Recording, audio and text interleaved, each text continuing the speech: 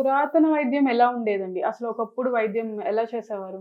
మీకు సంబంధించిన వైద్యం ఎలా చేసేవారండి? పురాతన వైద్యం అంటే ఇప్పుడు మా ఇంట్లో నేను 4th జనరేషన్.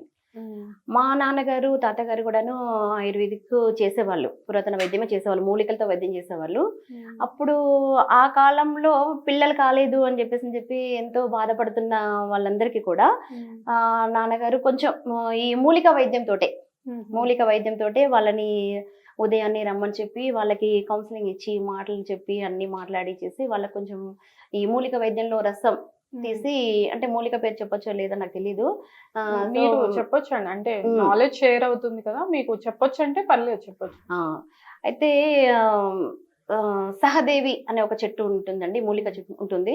ఆ సహదేవి ఆకును తీసుకొచ్చి, ఆ రసం తీసుకొచ్చి వాళ్ళని కూర్చోబెట్టేసి జస్ట్ 2 నిమిషాల్లో ముక్కు ఇలాగా అనిపించేసి 2 చుక్కలు వేసేసి హ్మ్. పంపించేవారు. హ్మ్. అట్లాగే వాళ్ళకి తగు జాగ్రత్తలు అంటే హ్మ్. భార్యాభర్తలు ఎలా ఉండాలి అంటే అని నిపుణులు చెప్పి నిపుణులు. వాళ్ళు చేస్తేనే ఆ! బావుంటుంది. మనం ఇంట్లో ట్రై చేయకుండా, హ్మ్. సెల్ఫ్‌గా ట్రై చేయకుండా ఆ! నిపుణుల అంటే పర్యవేక్షణలో నిపుణుల పర్యవేక్షణ అంటే ఎట్లా ఉంటుందంటే మేడం ఇది పెద్దవాళ్ళకు వాళ్ళ తాత ముత్తాతల నుంచెల్లి వచ్చిన వైద్యం కాబట్టి వాళ్ళు బాగా చేసుకుంటారు. తెలుసుంటుంది. కానీ ఆ సహదేవి చెట్టు కూడా అందరికీ ఐడియా ఉండదు కాబట్టి హ్మ్. వాస్తవానికి ఆ మూలిక గుర్తు ఉండి ఏసిన వాళ్ళైతేనే అది ఖచ్చితంగా పనిచేస్తుంది. ఓకే. అట్లా.